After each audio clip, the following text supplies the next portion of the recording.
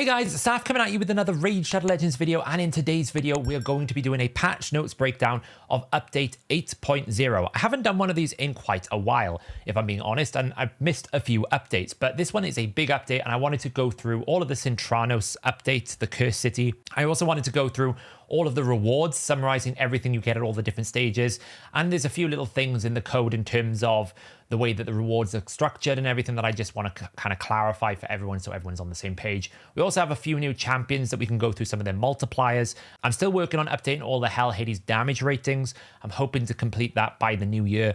The update has kind of scuppered my time away from me. But let's go through the official patch notes first. Let's see what Playroom have to say about the update and everything that's included. By now, you should be aware of lots of things that are in this list. So some of this may not be relevant, but it's always worth having a look, see if there's anything snuck in here that's of relevant. So we do have the Cursed City of Sintranos. We now know there's 4 districts. We know how it's structured. You get 8 keys a day. So you can skip a few days, but you can't skip many. Otherwise, you won't be able to do all of the different content areas. The rewards are given based on a per stage basis and also as a candle / sort of chest update. And normal has a chest if you complete all of the stages. We also get our hands on a new mythical champions, Karnage the Anarch, which we're going to have a look at in the unofficial part. And then, of course, there's like challenging bosses and awakened stuff. Now, there's a new debuff that has arrived with Karnage the Anarch called Seal. The way that Seal is going to work is essentially it's going to block the effect bonuses from artifact and masteries. It's not going to affect the stat bonus. It's the effect. So if I ignore defense, that is going to be blocked. If I can take an extra turn through Relentless, that is going to get blocked. If it gives me a damage reduction like Defiant or Stalwart, that is going to get blocked. I'm still going to get my attack percentage from Cruel or defense percentage from Defiant or plus 40 resistance. Like, it's not going to block perception. That's just going to give me speed. Stats are unaffected. It is the effect. So, and as well for mastery. So if you've got that blast proof, you're not going to lose. You're not going to have 5% damage reduction. If you've got things like Helm Smasher will be disabled. War Master will be disabled. But you're still going to get your plus 10 accuracy if you're in the support tree. You're still going to get your plus 5% crit damage. You're still going to get your plus 8 speed or 6 speed when you kill an enemy. Those stats are still going to remain. Now, the difference between Seal and Master Seal is Master Seal will also block blessing effects. Again, not the stat boosts. You're still going to get that, 750 attack, 38% crit damage if you're a legendary. But things like Polymorph will get disabled. Things like Life Harvest will get disabled. Brimstone will get disabled. So no, there is no actual way right now to get Master Seal at all. Master Seal is not on Karnage the Anarch, so I'd imagine it's going to arrive in some form in newer champions. But right now, Seal is available, which you can have on Karnage, but nobody realistically is probably going to get Karnage for at least a minimum of 5 months. But the average player, it's probably going to take like 9 months, I would expect it to, based on the way that the candle rewards are going. We've got new artifact sets. Basically, you really want Supersonic on your speed lead, but only if you get it as fast as your normal speed sets. And you really want Merciless on every champion that you ever want to do anything in Hydra and anything that in terms of damage. You would not want any. It's better than Lethal. It's better than Savage. Merciless, once you get the gear for it, once you actually find good Merciless pieces, will replace all of your Lethal, Savage, Relentless, and Reflex gear across the board. It's so powerful. Mythical charms we're going to talk about in the unofficial patch notes. It's really, really powerful. We've got a Mythical Chaos Ore. Mythical Chaos Ores are finally here. You do get a few in City of Sintranos, but you're not going to get many. They're very rare still. It's probably the rarest reward out of all the update. I think you only get like 1 6-star Mythical Chaos Ore across the entirety of all the rewards from the Cursed City of Sintranos. We also have the Remnant summon. We're going to talk about the Remnant summon in the unofficial patch notes, and then there's a bunch of champion lore here. Let's have a look at the most important aspect that I always think of in terms of these patch notes. It's the bullet point list right at the bottom that nobody really reads or doesn't want to read, because sometimes these actually give us some very insightful updates. So we've got some changes to the way that hero path events work. There was weird bugs going on with the hero path event points and then like missions for events from like the Romantu chain. So it looks like points earned in the events as well as coins earned in hero paths will now be counted as points in clan quests. It's good. I don't actually know if they fixed it so that it doesn't apply to the Romantu masteries, because the Romantu missions, because I know for a while you could basically get that 50,000 event points done or something through hero path events, which is obviously there's a lot more event points available. Long pressing the champion's portrait in the pool of available champions during a progressive event will open that champion's page, a nice little quality of life. And then we've just basically got bug fixes. Fix the bug that caused increased crit damage animation. Okay, it's not much. Fixed a bug that caused HP burn and perfect veil visual effects. Bug that caused incorrect windows to open. Is there anything of any value that affects a champion? Fixed a bug that caused points earned in Hero Path Deck of Fates towards the earn 25,000. So they have fixed, quote, the problem of where you were getting free points for your mission.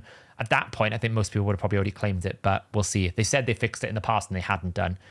Fixed a bug that caused a clan quest completed during the weekly reset to be unavailable. And I think that's basically it. So they're basically just bug fixes. There's no changes to any sort of champions or corrections to the way a champion works. So let's head over to the unofficial part of the video. So whenever I do an unofficial part of the video here, the unofficial patch notes, these are information that I've acquired from the client information. This is stuff that is available when you install the game. It just reads the information from the game, but none of it is actually official patch note information. It's things that I've determined by just looking deeper into the game client information, the static information that exists when you play the game. So let's first just generally talk about the Cursed City. The thing that they've been doing lately with chest rewards, this is specific for the Great Hall, the second chest that you get once you complete your Great Hall, the Hydra Clash chests, and now with the Cursed City chests, I don't actually have the probabilities of the rewards at all. It's just set to 0 value. So they're obviously storing the probability server side that we can't see the odds of getting different items.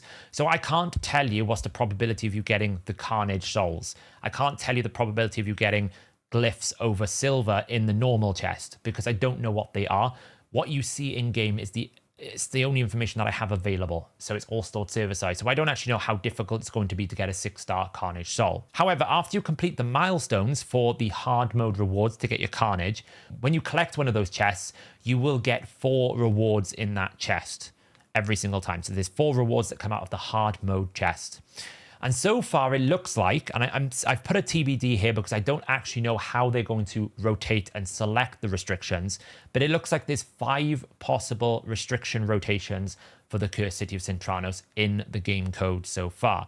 That's what I can see. I'm not going to give you any information about what they are because 1, I don't know how it's going to be selected. 2, I don't know if they're going to change it before then. And 3, it is of little consequence to you at the moment beyond preparing for champions. And what I don't want to do is say, hey, in rotation 2, Amius is going to have these factions, and then they don't actually have those factions because they've selected a different one and you've invested in champions that aren't relevant, right? So until I know exactly how they're going to be selecting the rotations, I can't really let anyone know what to invest in and what to look out for. So we'll have to just wait and see. Once we do get those rotations in, then we can obviously have a look in terms of the restrictions. So far, it looks like they're just rotating the restrictions. They're not rotating any of the bosses or any of the stage differences, right? It doesn't look like they're going to be changing the stages or in terms of the opponents you're fighting on each stage. It literally looks like they're just going to change the rotation. Now, again, that could change, but that's what the game shows so far. No, like the double bosses will always be the same double bosses. The bosses will always be the same bosses. Amius will always be the same boss that he is. The difference is going to be the restrictions that are presented to you. Now, let's talk about the Cursed Remnants. This is the new summoning system. You basically can summon for a mythical or an epic void champion. Those are the 3s, either a normal epic, an epic void, or a mythical champion. And there's no legendary champions in this pool. You get a 2.5% mythical rate. So that's essentially when you summon 1 Cursed Remnants, you get 5 primal summons. Now, if you are able to do every single stage, which I would suggest that like 99% of players won't, because I'm looking at it and I'm thinking I probably won't be able to, you're probably looking at around about, right now I've comfortably earned 160. So if I'm on that trend, then every single rotation, there's 12 rotations, I will get myself 160 times 12. And it's about 100 to summon. So I will be able to summon 19 a year of these Cursed Remnants. If you complete every single stage, you can get 24. Now, 1 summon is effectively the value of 5 primal shards. So what this essentially means is Cursed Remnants is equivalent to about 120 primal shards a year at the moment. That's kind of like what it translates to if you can do it perfectly. If, like me, you can do around about what I think is basically all of the Remnants and Amius excluding Soul Cross, you're going to be looking at around about sort of 95 primal shards a year. That's the equivalent one here in terms of the mythical rates. Now, obviously, primal shards, you can get legendaries, you can get rares, right? There's lots of differences here. So that needs to be taken into account. But if we just look at mythicals, mythical on a primal shard is 0.5, it's 2.5% here. So on average, what they're basically saying is a Cursed Remnant annual income is around about 95 primal shards for the average player. That's doing all of the remnants out, excluding Soul Cross. The downside is the Mercy system is terrible for Cursed Remnants. So we're basically talking that Mercy here is at 1% after 24 summons, so every year you're going to increase it by 1%. So the first year is when you get into Mercy, and then every summon after that, you're going to get 1%, okay? So you need to basically have 97 summons after the first year for you to be able to hit Mercy, if you were to go that deep. So you're looking at like 40 plus years. So Mercy is almost, like, just ignore it. Mercy doesn't exist here. It's just never you're never actually gonna hit it probably, because you'll probably get the 2.5% before you hit 100%. But you could go super deep and never ever get a mythical out of this Cursed Remnants, because you only have 19 summons a year, right? You can't do a 10 pull here. You're going to get so few. So ignore Mercy. It's terrible. Now let's talk about Mythical Charms. Mythical Charms here is a really, really good update. I think this is the best release of the Cursed City. It's the best thing in the Cursed City, Mythical Charms. You can take them to a forge and make Mythical Perception. You can make Mythical Defiant, Mythical Lethal, Mythical Righteous Gear. You can basically make any set you want. Mythical Guardian. It's so good. And you get quite a lot of them. We'll have a look at the rewards now for the City of Sintranos. You'd be surprised how many you get in 1 month. So used on their own, they're going to give you 2.5%. But if you combine them with a rarity, you're going to get a 5% chance of a mythical artifact, which means on average, you're going to get quite a lot here, right? You should always only ever use mythical charms when you have rarity charms. Do not use them on their own. You're sacrificing half of your opportunity. You're making the mythical charm half as valuable. So always go rank, rarity, and mythical together now. That's going to give you the best opportunity of getting mythical artifacts. And this is probably the best way of getting mythical gear in the entire game by quite a margin, because you can guarantee you can almost like bias your way towards a 6-star mythical piece because of the rank charm as well. It's so good. It's the best thing in the update by miles. Now, if you want to know more about the Cursed City of Sintranos, you can head over to hellhades.com. You can go to the Stages tool, and the Stages tool has all of the information available for every single Cursed City of Sintranos stage. Right now, it's got the first rotation of restrictions. We will update it once we know how they're going to pick the restrictions, so that it has every restriction once we know the information. But you can go in there, it'll show you all the information, it shows you all the rewards, it shows you all the stats of the bosses and the mobs, every single wave, everything you need to face off against all the different stages. It's all available on the Stages tool. It looks like the difficulty ceiling has been scaled to around about Doom Tower Hard Stage 100 in Soulcross. The only downside is the restrictions are going to make it significantly harder. When doing secret rooms in Doom Tower Hard, for example, the big difference between Sintranos and the secret rooms have 100 speed mobs normally. Normally the enemies are like 120 speed, they're base speeds. In Soulcross, these speeds are scaled up to like 200.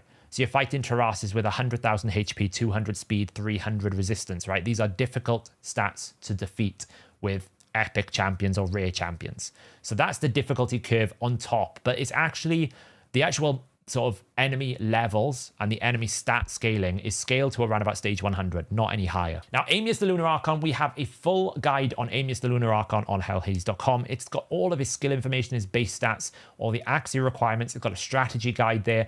There's a video guide as well from YST who's covered a big deal of the mechanics. And we'll start collecting things like the best champions from the optimizer. We are going to be rating champions on Amius as well once we've done a bit more testing. So there will be an Amius champion rating added to the website. It's very subjective because it only applies if they're in a compatible restriction requirement. But I would imagine if they've got restrictions like they have, at some point, every champion will be able to partake in one rotation of Amius. Now, his normal base attack is about 16,000. His hard base attack is set to 20,000. So it's not that much of a step up from normal to hard. Multipliers are the same across both. So his multiplier on his base form is 3 times attack on the A1 and 4 times attack on the A2. And his multipliers on his alternate are 2.5 times attack times 2 on his A1 and 3.5 times attack on his A2, with a further 5% of your max HP for every buff duration that he decreases. But keep in mind, on his alternate form, he's also ignoring 100% defense on that A1. He's also ignoring block damage, unkillable, right? So that A1 is doing significantly more damage than his A1 on his base form. Now, there are a lot of rewards and a lot of stages in the Cursed City of Sintranos. There's 101 floors, each one of them giving unique rewards all the time.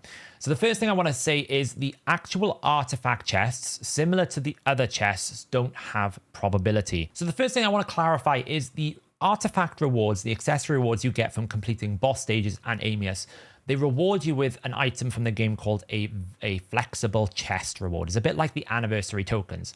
The only downside is, again, similar to the Great Hall chests and the sort of the Cursed City chests when you collect the candles, I don't actually have the probabilities in the game client anymore. It's all server side. So I can't tell you what's the odds of you getting a 6-star legendary piece. I can tell you from personal experience, it's not very good because I've had mostly 5-star gear for my rewards and I've completed nearly every single boss apart from the last 2 double bosses in Soul Cross. So I've completed nearly all of it and I've had barely any 6-star pieces. So I can't tell you exactly the odds. I could just be unlucky myself. But that's why you're not seeing any artifacts in this reward list here, because they are giving you a chest and the chest contains a series of rewards on a probability that I do not know. But what I've done here is I've basically pulled out every single reward you get from completing all of the stages. This doesn't include the milestones or the bonus chests you get from the candles, just the rewards you get from completing all the stages. And we can filter this based on hard and normal. So let's start on normal. Let's have a look at the rewards that we get if we complete all of the normal stages of the Cursed City of Sintranos. So we're going to get some auto battle tokens. We get 6 epic chaos ore, 2 5-star legendary. We're going to get 4 4-star chickens. We are going to get 1 6-star chaos ore of both. We get 3 arena refills. These are actually quite valuable for an early to mid game player, which is what normal should be aimed towards, because actually you want those arena refills to grow your Great Hall quicker. That's basically 33 fights, so that's going to give you potentially an extra 100 to 200 medals. That's really nice if you get in extra battles every month, especially if you're able to farm and do it in sort of gold 5. We get 500 energy a month. Excellent. More energy a month is always welcome.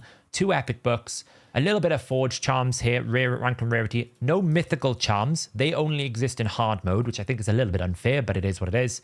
Now, here's some of the more valuable stuff.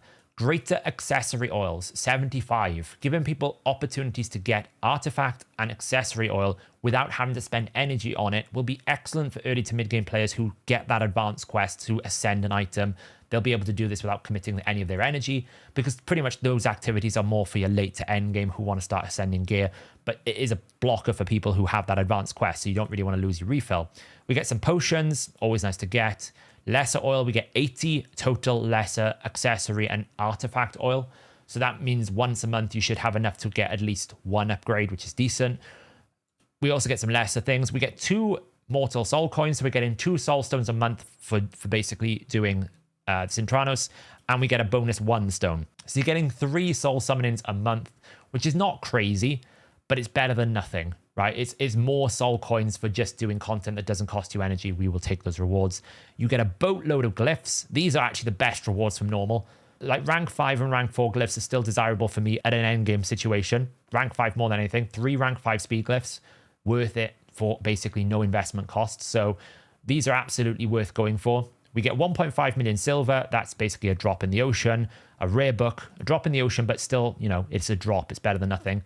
And then we get superior potions and things. So all of the exotic stuff, and what I mean by exotic, the new stuff, the stuff you really want, is in hard mode. You will get gear in normal mode as well from beating the bosses, but it's probably not as good as the hard mode version. Now let's take a look at hard mode rewards. You're going to get a 5-star chicken, some more 4-star chickens. These are in addition to normal mode as well. We get some more legendary chaos ore, and we get 6 5-star mythical chaos ore.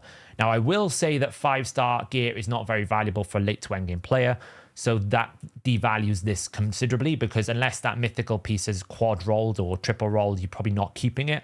But it's nice, at least we can do that. We get 200 auto battles a month, and then we get 1 6-star mythical chaos ore. This is the valuable one. 1 is quite small, so use it wisely. I used it wisely. My one that I used this month converted a flat stat defense boot with a triple roll in a lethal set into a attack percentage, triple crit damage. So mine really paid off, but it is a bit of a hit. You know, it's a lottery. You're gambling. We get 200 cursed remnants a month. That's effectively 2 summons a month, but keep in mind that 40 of those summons exist in some of the hardest stages in Soul Cross. The majority of players are not going to be able to earn 200 because stage 19 and stage 14, unless you've got Shiramani and unless you've got a 6-star Morag, I think you're going to really struggle with those stages. We get 1,300 energy a month. Again, combined with 500 means you get on average 2,000 energy across both difficulties. It's a nice bit of additional energy for us. That roughly works out around about, if we take both, which is 1375 and 525, we're going to get 1,900. Divide that over a 30-day window. They're basically giving us per day an extra 60 energy, which is great. Everyone who basically wants more energy, you're getting 60 energy extra a day that you weren't getting before. Is it enough? That's subjective, but it's better than nothing. We get 1,000 Eternal Soul Coins. I got this from, I think, Fire Knight Hard. 1,000 Eternal Soul Coins. It's basically like a tier 3 Soul Stone. That's effectively 6 months to 12 months worth of farming Iron Twins and Hydra. So it's very valuable. That is a huge value. We then get the next biggest thing, and I think this is the best reward out of Sintranos. You get 300 Mythical Charms. You get 300 of these. So that basically means on an average of 5%, because you should be using them with rarity, you should be getting on average 15 mythical pieces a month from those 300 mythical charms. If we average it around about 5%, obviously it doesn't always work like that. You might high roll, low roll, but on average, you should get 15. That is the best possible yield of mythical equipment you're ever going to get anywhere else in the game. I would absolutely recommend to people, if you can't do all of Soulcross, you can't do all of Sintranos, try to target farm the mythical charms, because it's going to give you access to the best gear. These are the best rewards for me. This is the best thing in the entirety of City of Sintranos, these mythical charms. We get some rank and rarity charms, always nice to get. Then we get some bonus accessory oil, artifact oils. We get 2,000 immortal soul coins. Again, that's really valuable because you need to farm quite a lot. You get 200, I think it is, per 10 pull. So that's essentially 100 tier 1 stones that you've acquired for free. That can be used towards getting essence for the marketplace. Much better. I really want to see more of these soul coins added. Thank you very much, Playroom. We get another 750 mortal soul coins. These are not so very good. But then we get 3 coins here. We get some live arena refills. That'll help you grow your area bonuses if that's what you're into. It's not as valuable as the normal ones for Great Hall, because typically live arena is much more challenging. We get 2 million more silver and 155 XP brews. We get a lot of XP brews, actually. It's quite a lot. So really, I mean, the rewards here across the board are exceptionally good. This is excluding all the artifacts that you're going to get. If we basically include everything here, you're getting 1,900 energy. You're getting 3 epic books. You're getting 2 times a chances at a summon, probably 1 summon a month at 2.5%. You're getting 300 mythical charms, 1,000 eternal soul stones here. That's 1,000 eternal soul coins. You're getting about 6 more mortal soul coin summons a month, which is great. That's probably about a week's worth of Iron Twins. So they're giving you basically a bonus week of Iron Twins, which is really cool. We're getting 200 XP brews. Excellent. Lots of glyphs. Okay, they're not rank 6, but they're better than nothing. About 3.6 million silver. And then we're getting around about 80 superior oils as well, which, in all honesty, 80 superior accessory and artifact oils, that's a lot of energy to farm. If you think of the way that it works, to farm approximately 80 superior accessory oils, you're looking at somewhere in the region of 1,000 energy to acquire those, purely because of the way that the oils drop on an even distribution, right? There's a 33% chance you get lesser, greater, or superior. So when you're farming Sand Devil or Shogun, it takes a while to get 80 of one thing. So you're looking at probably roughly around about 1,000 energy worth of farming to get just the 80 here. So you double that up, you're getting an extra 2,000 energy saved a month alongside your 1,900 energy here. So it's very rewarding because it doesn't cost you energy to play the Sintranos. It does cost you silver. So it's an expensive game mode from a silver perspective, but not from an energy perspective. And obviously, if you don't have the champions, then a lot of these rewards will be denied to you. But we can absolutely see what we get in terms of like how much of this stuff is existing in the hardest stage. So Soul Cross here, that's what we're looking at here. We're looking at just the Soul Cross. What rewards exist here. So we can see 750 energy exists in Soul Cross. The 1,000 soul coins exist in Soul Cross. 90 of the 300. So a good chunk of them exists in, about a third exists in Soul Cross, but you've got 2/3 that don't, right? And I think a lot of people can get through Cobble Market. Some people might get stuck in some aspects of Dead Rise and Plague Home, but the majority of people can get some of these stages done. Soul Cross will be the one that I think a lot of people can't do, but the other stages you can. What other things we got here? 2 live arena refills. Nobody's going to miss those. A bit of immortal soul cones. Nobody will miss those. You do have 65 of those superior accessory oils. Those do exist in Soul Cross. Your top oils are going to exist in Soul Cross. You're going to lose out on those if you can't do it. And obviously the mythical chaos ores The 6-star exists there as well. So there is a lot of the rewards in Soul Cross, but you can absolutely get a lot of value by not doing Soul Cross. If we just look at those other 3 areas, pull these in, we're going to get 160 of our Remnants by not doing a single stage of Soul Cross, 1,000 energy, 210 mythical charms. You're going to get, 4 of your Mortal Soul Stones here. Absolutely. You're going to get most of your rank 4 glyphs. You're going to still get about 15 superior oil. That's still a decent amount of energy saved. So you're still going to get good rewards if you can't do Soul Cross. You get a lot more if you can do Soul Cross. So let's now go back and have a look at some of these new champions. We've got a new Void Legendary, Kirillon the Ringer. He is an attack-based champion at 1189, and with his speed at 109 and his attack multipliers at 2.6 times attack and 3.2 times attack, he's not going to be a very strong damage dealer. I am still working on the damage ratings. We're completely rebuilding them because they're a bit out of date. Hopefully I'll get them done by the new year, which is why you don't see godlike. But I can tell you now with the base attack of 1189 and these base attack multipliers, he's not a damage dealer. I originally thought he was a terrible Void Legendary because freeze is not a very good valuable mechanic in Arena. You just lose too much damage by having a target frozen. But actually, if you don't freeze people, he's an incredible turn meter champion. He's going to give your team so much turn meter on that A3 that's on a 3-turn cooldown. Very valuable. And then if you're fighting in PvE content where you can't freeze bosses, he's going to give you the ability to reduce a boss's buff duration on his A1, which is a 50% chance, which is incredible. You get Hex, you get Weaken, and you also get the ability for you to give all of your team bonus turn meter depending on whether you can freeze the target or not. So in Hydra, for example, there's 4 enemies, you can't freeze them. So every time you try to freeze them, which is a 3-turn duration, you're going to get 40% turn meter fill to all of your team. It's actually very powerful. He's better than I thought he was going to be, and we probably need to update the Hell Hades ratings if we haven't already by this video. But he's not a damage dealer. Next up, we have Firol the Barkhorn, probably one of my top 5 to 10 champions released this year. This guy's an absolute monster. He's a defense-based champion at 1498 with a base speed of 100. His multipliers at 3.6 and 3.5 are not bad. He will be a good to high damage dealer, but he won't be a soulless. He won't be sort of like those Harima damage-based champions because he just doesn't have anything in his kit that sort of ignores any defense or any of those kind of natures, right? What Solus is very good for is he multiplies his damage considerably. His passive does make him do more damage though. So if you can get 4 buffs on him, then he will produce quite a bit more damage. So he's not terrible, absolutely a viable damage dealer in some scenarios.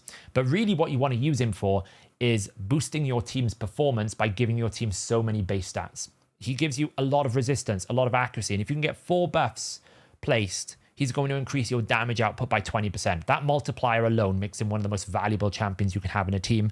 If you're in an early game, he's going to get you to the stat requirement breakpoints you need much sooner with a lot less gear when you don't have that gear available. If you're in the end game, you can maximize your damage potential. He also brings lots of cool sort of effects on his A2 and his A3.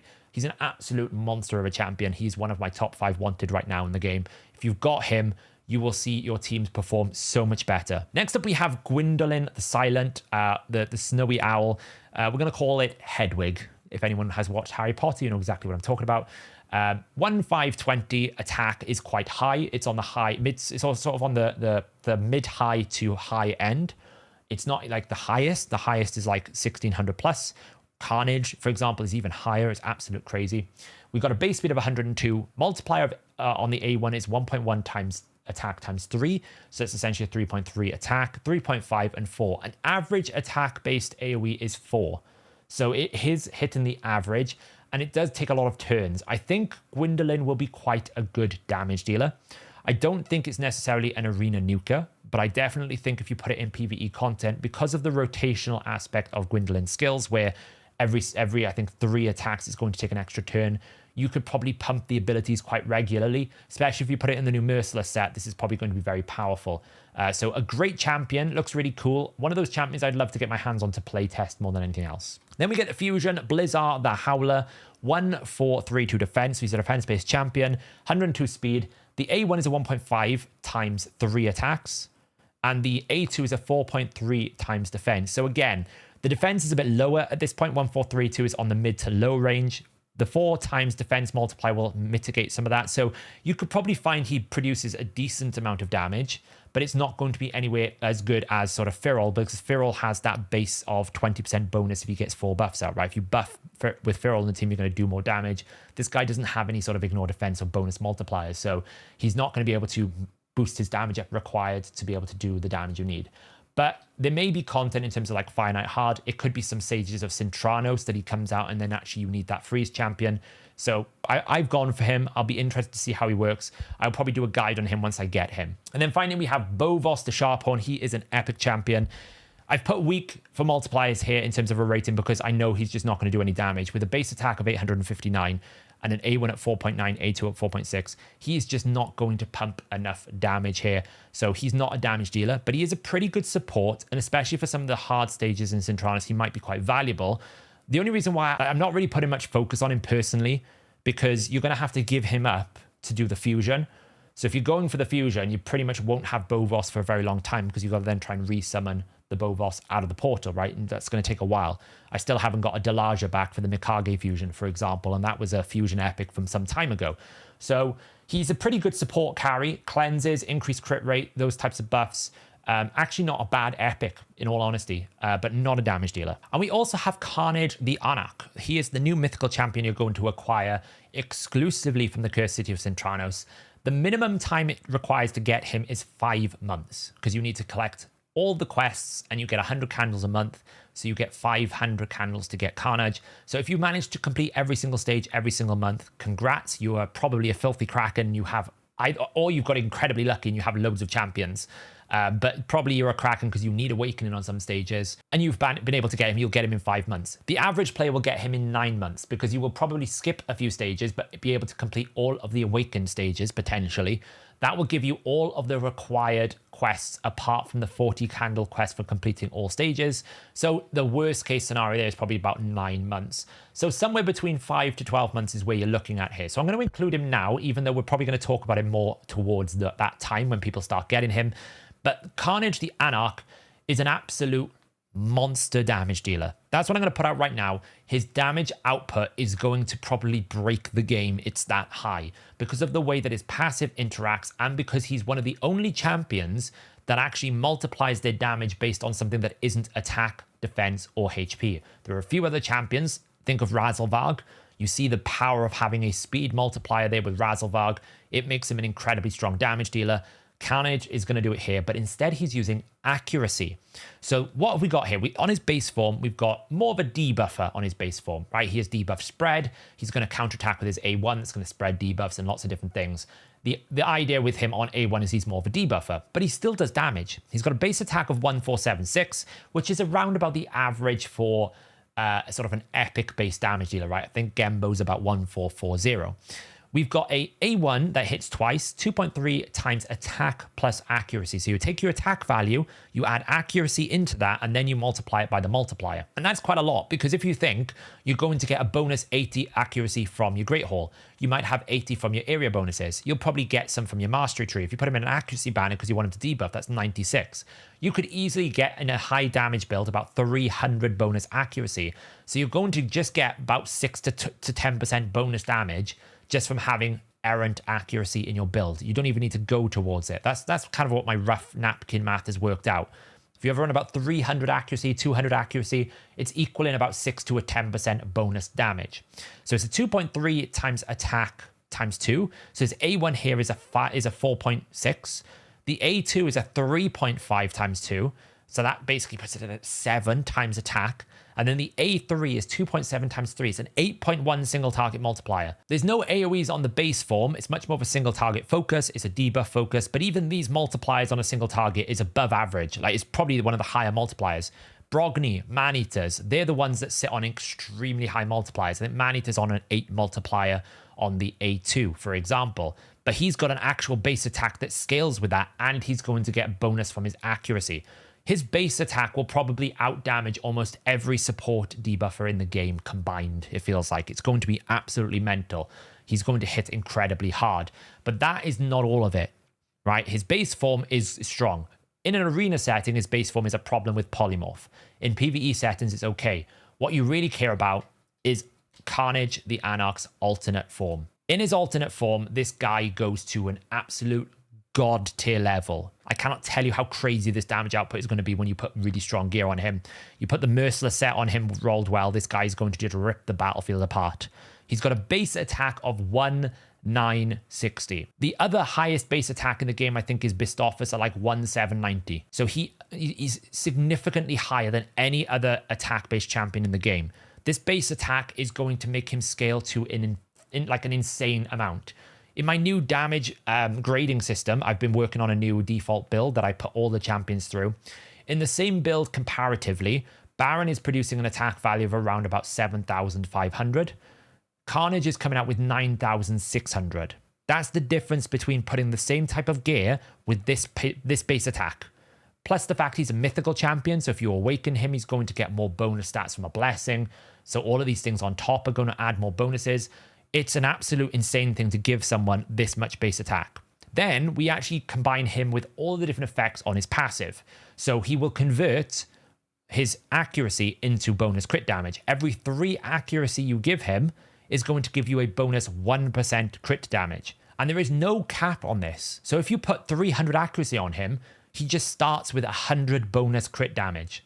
If you put 400 accuracy, that's even more. You see what I mean? Like if you index a little bit and you're not even punishing your damage by doing that, because the more accuracy you add, the more attack you gain, because accuracy goes with the attack. So you're getting double the value of damage from accuracy. Now we get a base speed of 100 still. So when we add all these concepts together, we get a 1.8 times attack plus accuracy times 2. So that's basically a 3.6. We get a 4 times attack on the A2, which is an AoE. And then we have a double hit AoE on the A3, which is 2.5 times attack. Now the average AoE is 4 times attack in Raid. This is 5 times attack. So you've got the highest base attack in the game. You've got a passive that with just 300 accuracy is going to give you a bonus 100% crit damage. And you've got a 5 times instead of a 4 times double hit AoE. And also, if you debuff the target, for every debuff on the target, he ignores another 10% of defense. So if you have 10 debuffs on the target, he's going to deal true damage. Karnage the Anarch is going to destroy people he faces. He will probably deal more damage than enemy max HP champions based on the numbers and the way that this is scaling. It's absolutely bonkers to imagine the potential that you can do with Karnage the Anarch. I really want him, but I've got to beat some horrific stages to get him within 5 months. We'll see if we can do it. But there you go, guys. That is the end of the patch notes video. I will have an in-depth video coming out in the new year, basically going through all of the damage multipliers and all the new tools. I'm planning a new tool to basically have like an advanced damage tier list of all the champions, so we can basically bring it up to the 2024 standard of all the different things you can get stats from, blessing stats and all sorts of things. At that point, we'll probably see new leaderboards for the top damage dealers in the game. People will get recategorized. We'll be able to have filtering in terms of like who's the best HP champion, who's the best damage champion. That's going to be really interesting. But the Cursed City of Sintranos leaves us sort of with 2023 over in terms of content updates for Raid. I think they've delivered quite a lot of features. I don't necessarily know if those features have been successful.